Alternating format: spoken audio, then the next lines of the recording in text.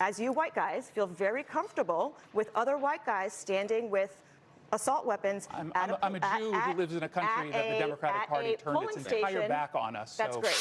This is about Donald Trump terrified that he is going to lose the 2026 election, and he is starting to lay the groundwork to challenge it. But we have almost no evidence to suggest that the president proactively attempts to interfere in elections. It is something that Democrats consistently bring up. At a time when he, again, just picked up the phone, when he picked up the phone and said, hey, Lindsey Graham's sister, she should be the next senator, right? The person who tried to interfere in the 2020 election the most was Donald Trump. Guys, last night on Abby Phillips' show, MAGA pundits were utterly destroyed when they tried to defend the Trump administration's threatening tone toward election officials for the midterms. A progressive journalist fact-checked these MAGA creeps so hard, they were cornered into complete silence. Guys, it makes me laugh to see these brainless MAGA advocates support everything their orange boss in the Oval Office does, no matter what. Now I'm going to play some clips from the show. I'll share my opinions as we go. Will Donald Trump investigate a crisis around the midterms? The president set the table last night, and today his administration announced it is taking action, a crucial step towards his goal to overhaul American elections. In Trump's primetime address last night, he claimed the nation's election security falls catastrophically short and that his purpose was not to weaken confidence. His remarks lacked relevant evidence, however. Most of the information revealed was already previously known, and ultimately none of it suggests that previous elections were directly affected by fraud or foreign interference. Now, on the heels of Trump's address today, Homeland Security Secretary Markwayne Mullin had this chilling warning for state election officials. The states have to do their part. I will tell you, if the states that choose not to participate with the state program and they choose not to participate in securing the elections, we will make sure that we make those states a priority. If the election officials, once we gave them the information they need to secure their elections, and they chose not to, then those individuals can also be held accountable by fines, by penalties, and even, depending on how far it goes, prison time. Now to the table. I'm going to start with you, Noah. You are fresh today. We're going to have a delicious meal, but we are sort of hearing some of this very stark language coming out of the White House. Now we're hearing from Markwayne Mullin that not only could states be fined, but there could actually be consequences where someone loses their freedom and is imprisoned if they break the rules that the Trump administration has set forth. What are your thoughts on this? Is this putting us in a position where they're really starting to make the American people think that our elections are in grave danger when there is no evidence that not a single election has been overturned or affected greatly by anything like a great amount of fraud? Seems to me there are two separate issues here that you've raised. One, the SAVE Act and Markwayne Mullin's warnings. We'll get to that in a second. The first issue is what the president alleged last night. And if you listen to his speech, he didn't allege election-altering fraud. Right. He never said that. What he said was that China is engaged in activities that undermine the integrity of our election, foreign election interference. That's not hard to believe. In 2017, the Equifax hack, China accessed 45 million Social Security numbers. Joe Biden, to Xi's face in 2023, said no election interference. Apparently that didn't take because Tony Blinken subsequently in 2024 said we've seen indications of influence and interference, and that's unacceptable to us. The second is Markwayne Mullin trying to muscle in the SAVE Act here. And that was what the president's approach was last night, where he said we need to pass the SAVE Act. He said the SAVE Act program as though it's law. It's not law. It's not law because the Republican Party in the Senate can't support this bill, in part because of Federalist objections, that the states control elections and it's the state's province. So if you try to put somebody in jail for observing something that's not law, I think you're not going to go very far in court. But that's separate from the issue of election interference, which is real. And that's not a new tactic by Trump, right? To challenge what is deeply settled law and, frankly, originalist interpretation of the Constitution. The Constitution has, as a state power, running local elections. It also has, as a guarantee right, the birthright citizenship. But this is how Trump operates. He tries to create fear about something that we have understood and accepted as part of how we operate as Americans, and then he doubles down on that, and it's usually to distract from something. So, right, We're going to talk about the Iran war. Trump is clearly underwater in the midterm election. So this is his chance, and is the way that he doubles down on messages from 6 years ago that election fraud, this fear, and I'm sure you're going to throw in some, fear about migrants any minute now, if that hadn't been the key message of the speech. But it's part of what he does when he feels that he's losing control. But do we agree that China is trying to interfere with our elections? Do we agree that there are people who are registered to vote who should not be registered to vote? That is a generally settled position that Democrats have held in the past, and I'm assuming they currently hold now. And Marco Rubio held it too. So what we can do is look at this and say, we should do everything we can that's legal, to remove them from any roster, any voter roll. That's really simple. It's apolitical. It's something that today, Markwayne Mullin, even in the clip that you played, he wasn't saying, if you don't follow us, we're going to throw you in jail. What he said very clearly is, if we're giving you the information that you have people on your voter rolls who are there illegally and you're choosing not to do anything with that, and you end up breaking the law, there are going to be consequences, and there should be consequences for people who break the law. I mean, Democrats have been sounding the alarm on potential election interference for quite some time. There was a report that came out that detailed this about Russia. We didn't necessarily hear a lot about that from the president. There's China. We always knew those threats were happening. They were trying to interfere in the last election as well. And Donald Trump, of course, doesn't have problems with the 2024 election because he won. So this is ironic to me that Donald Trump only cares about elections where he is likely going to lose. And this is not about election security in Donald Trump's head. If Donald Trump cared about election security, he would have come out after the 2016 election where there was clear influence from the Russians, and he would have given a speech about it. But instead, he said that Russia, it was all a hoax. He constantly constantly talked about that. It wasn't a hoax. And it was not. But anyway, collusion piece? There were six. Guys, to be honest, it's not about election policy. It's about creating fear. To me, this plan is driven by political motives. What makes me sick is that these idiots in power are laying the groundwork to challenge future election results if Republicans lose. I mean, what the F? You brainless idiots. You're running the country with every resource at your disposal, and you are still trying to portray yourselves as victims? That is ridiculous. Honestly, Trump is scared he could lose the upcoming midterms because he has completely failed to deliver on his promises.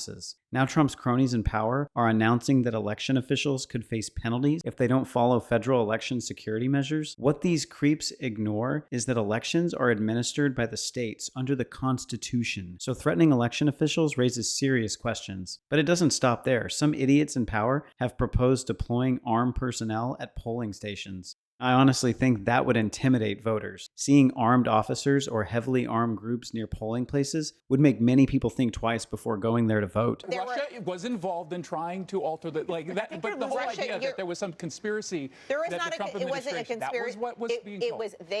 Russia was essentially trying to influence the election, not only in 2016, but elections after that for Donald Trump. And Donald Trump will not recognize that, and he continues to say that it is fake news. This is not about any of these elections. This is about Donald Trump terrified that he is going to lose the 2026 election, and he is starting to lay the groundwork to challenge it, whether that is through sending the National Guard out, whether that is putting ICE at polling locations, whether that is pressuring election officials to not certify the results of the election, and whether that is even potentially pressuring Mike Johnson to not seat the new Congress. And this should alarm everybody. That hypothetical is very alarming.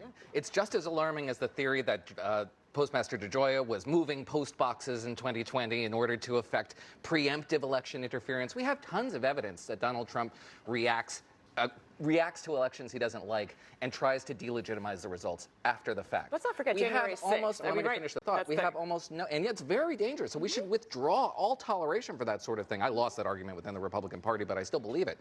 But we have almost no evidence to suggest that the president proactively attempts to interfere in elections. It is something that Because Democrats he's learned consistently from it, and bring he knows up, he's gonna and lose. it has not redounded to Democrats' benefits politically. I mean, what I Our will foreign say about this. adversaries are mute. They go after both It's parties. not just foreign adversaries. The person who tried to interfere in the 2020 election the most was Donald Trump.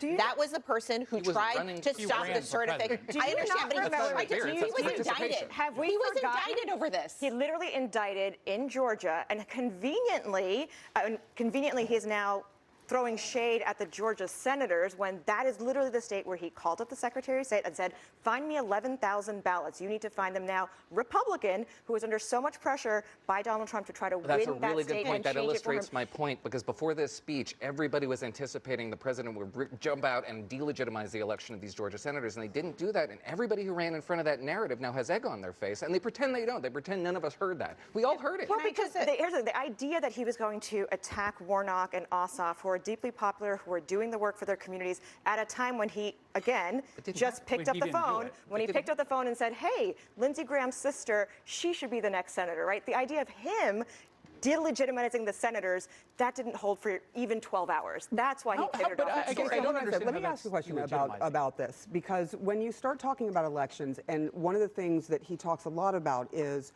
I don't want to see any more mail-in voting. That's one of the big points that he would like to stop, except for a few exceptions, that people can actually use mail-in voting.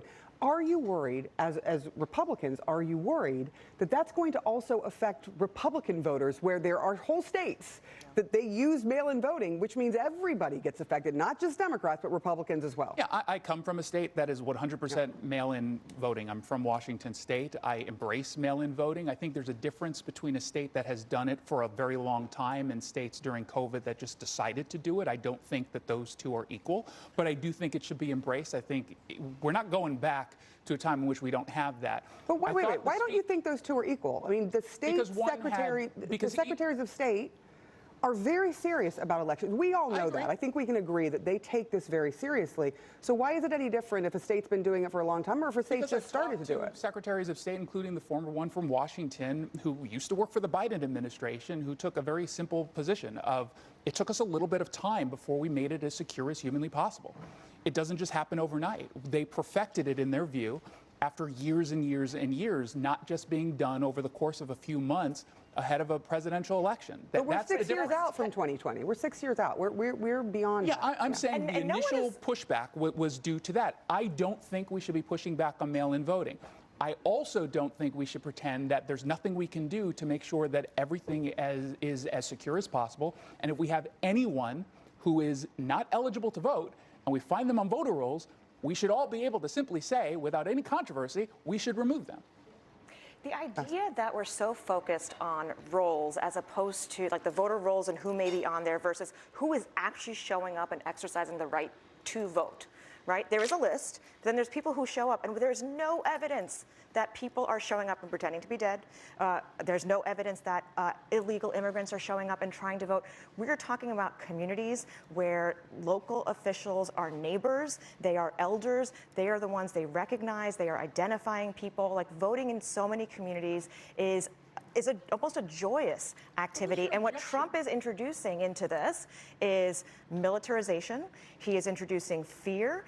He is limiting access to the ballot for people who should be legitimately and constitutionally allowed to vote. So the entire election conversation... Disenfranchisement, unconstitutional disenfranchisement. Yes, they used to bring impeachment charges around the very serious. Well, I mean, the last two impeachment charges didn't stick either. So, you know, there's not a great record of Trump. That's the obstacle. This is so cut and dry. The obstacle is that Trump has had a majority in Congress and people willing to do a lot of the dirty work. I mean, literally, January 6th was an effort to interrupt. January 6th was an effort to interrupt the acceptance of the election and potentially hanging of the vice president, right? So we completely forget that this was all. But that has nothing to do with the charge that he's disenfranchising legitimate voters. That was the allegation. Everything to do with the fact that Trump has created an environment and a dynamic that is the lens of looking through voting. And that is the only lens now that Trump and his administration are looking at, as opposed to what anybody rational who works and lives in a community is like, this is not the problem we have right now. The problem we have right now is household prices. We have student loan issues. We have access issues. We have a war in Iran that nobody, even Congress, has voted on. But again, Trump is excellent at creating fear and red herrings to distract the American public. Are you scared to vote? If there are, you scared to if there vote? are You armed, personally? if there are armed police, police, if there are armed groups, yes, it is scary for people to vote. Are you There is- scared to There vote? is a You history specifically. of voter intimidation in our country. So the answer is no. You're not scared Okay, to vote. so as a Muslim woman with brown skin and a black family, absolutely, Trump has created an intimidating environment for You're me. scared to vote. For me and my family. If you needed to hear that, No, I'm asking I am you if you're telling scared to vote, because I you- don't Telling think you, that that telling is. you, yes, there is fear. A majority of you- Democrats didn't think that in Yeah, 2018. and that's my point. Or is that 2022. we've seen an or increase 2020. of voter participation, despite the fact that we're being told that all of these things are happening Which at the ballot That points- may box. be your This is- experience, no, no, but that's not the this majority is- experience based on the voter, Oh, no, no, based no. on the voting results. People voting in numbers is a sign of their resilience. The black community's ability to continually turn out to vote ever since they were granted the right to vote, despite poll taxes, intimidation, and violence, is about resilience. That's not an example There's a whole lot of that the reasons why Trump people operation vote, why they works. don't vote. People don't. Guys, it is true that the existing safeguards already make voter fraud extremely difficult in our country, and adding new barriers could make it harder for eligible Americans to vote. Trump always tries to play the victim over the 2020 election, claiming that the results were fraudulent. And on top of that, we all know that Donald Trump has a notorious history with elections. His actions after the 2020 election, including attempts to challenge certified results, made him a national laughingstock. Dozens of lawsuits filed by Trump and his allies challenging the outcome failed because there wasn't enough evidence of widespread fraud. Let's look at the facts because the evidence tells a completely different story. Election fraud in the United States is very rare. Numerous studies, investigations, court cases have all found only isolated incidents. That's nothing close to the widespread fraud that would change national election results. I believe this orange man and his cronies in power have no integrity left at all. Now they're trying to do everything in their power, whether fair or not, to intimidate election officials and voters just to avoid embarrassment in the midterms. Don't vote because they're satisfied. To the point. Not because they're intimidated. I mean, we can't know what every individual motive is, and to make a generalization is just wild speculation. People vote because they participate and believe that participating in an election is valuable, right? So intimidating that is a problem. Now, if you guys feel, as you white guys feel very comfortable with other white guys standing with assault weapons I'm a Jew who lives in a country that the Democratic Party turned its entire back on us. That's so- great. Like, Again, okay, you're I'm glad alleging that you feel if comfortable. you had armed voter groups intimidation, within a certain range voter of a poll, intimidation has a you're long engaging in history in the Republican Party. unconstitutional practices, a very serious Absolutely. allegation. I hope you pursue them Absolutely. all the way to impeachment. Yes, there are because I several. don't think it's going to be effective. My dear, if you are denying the history of voter intimidation in the United States I'm right now, asking you to that is substantiate a a very complete serious alternate allegation, reality. and you're There is changing the voter- subject there to is grand voter cosmic intimidation. conditions. Noah, there is voter intimidation in counties around the country. The Department of Justice has recognized this for many years since the Civil Rights Act. Yeah, Period, and full that's stop. on the books. And if you're alleging a violation of that, I do hope you prosecute it, because that would be very serious. I haven't heard substantiation of that claim. There have been several voter intimidation cases brought at the state level. You just might not be aware. All right, that's it for today, guys. Let me know what you think in the comments. I'll see you next time with another video.